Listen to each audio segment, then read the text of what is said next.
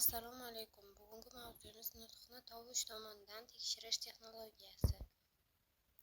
Reja, artikulyatsiya apparati holatini tekshirish, fonematik eshituvni tekshirish, tovushlarni talaffuzni tekshirish. Nutqning tovush tomoni nutq tovushlarining to'g'ri talaffuz, artikulyatsion apparat faoliyati va fonematik eshituvni o'z ichiga oladi. Uni tekshirish texnologiyasi bola nutqidagi tovush nuqsonlarini aniqlash va tuzatish uchun muhimdir. Tekshirishning maqsadi bola nutqining to'g'ri shakllanganligini aniqlash, tovushlarni to'g'ri talaffuz qilishini baholash, fonematik eshituv darajasini o'lchash, nutq kamchiliklarini erta aniqlash. Talaffuzdagi kamchiliklar nutqning normal rivojlanish davrlarida bolalarda kuzatilishi mumkin, ammo xatolar holatlar vaqtincha bo'lib, bolaning tilni fonetik tizimini o'rganish natijasida yo'q bo'lib ketadi. Bunday vaqtinchalik kamchiliklar fiziologik disleksiya atamasi bilan belgilanadi va logopedik ta'sirga muhtoj emas. Allaliya nuqsoni bo'lgan bolalar odatdagi tovushlar, talaffuzdagi nuqsonlar ham qayd etilgan. Bolalar eng oddiy tovushlarni artikulyatsiyasini bajara oladilar va nutqida mavjud bo'lmagan tovushlar o'rniga boshqa tovushlarni qo'llaydilar.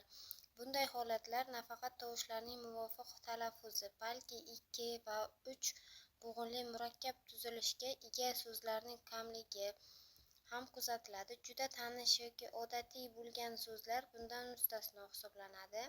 Bolalar so'zlarning bo'g'inli tuzilishini to'liq qayta takrorlay olmaydilar. Fonematik rivojlanish darajasi ham past bo'ladi bunday bolalarda. Nutqiy tovush tomonidan nuqsonlar biroz boshqacha xarakterga ega.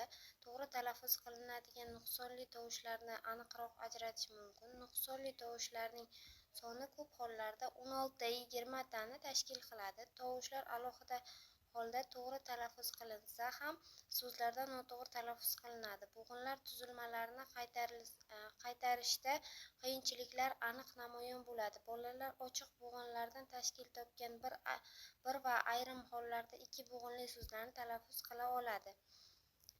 Eng katta qiyinchiliklar bir bo'g'inli va 2 bo'g'inli so'zlardagi ketma-ket undoshlar, shuningdek 3 bo'g'inli so'zlarning talaffuzi tufayli yuzaga keladi. Murakkab tuzilmalar ko'p hollarda qaytalangan holda namoyon bo'ladi. Ko'rsatilgan bo'g'inlarni noto'g'ri talaffuz qilish frazali nutqda eng aniq namoyon bo'ladi.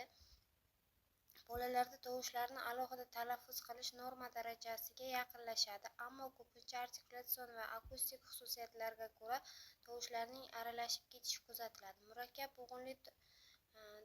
bo'g'imli tuzilishga ega bo'lgan so'zlardan foydalanish ko'nikmasi ham rivojlana boshlaydi, biroq bu jarayon qiyin kechadi. Buni bolalarning bo'g'inlarni bir-biri bilan o'rnini almashtirib qo'yishlarini ko'rishimiz mumkin.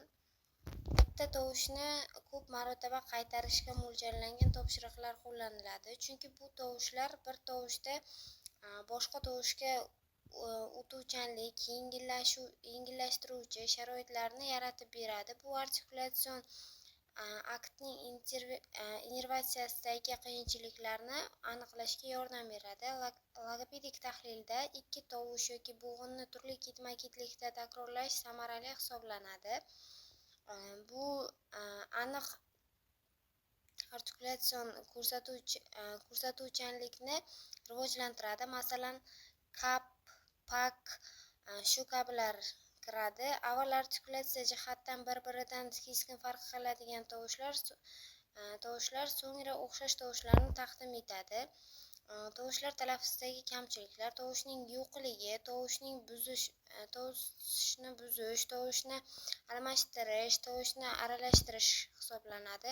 Bog'langan nutqning shakllanmaganligi holatida tutilib qolish, pauza takrorlash hamda qat'iyatsizlik, hezitatsiya kuzatiladi.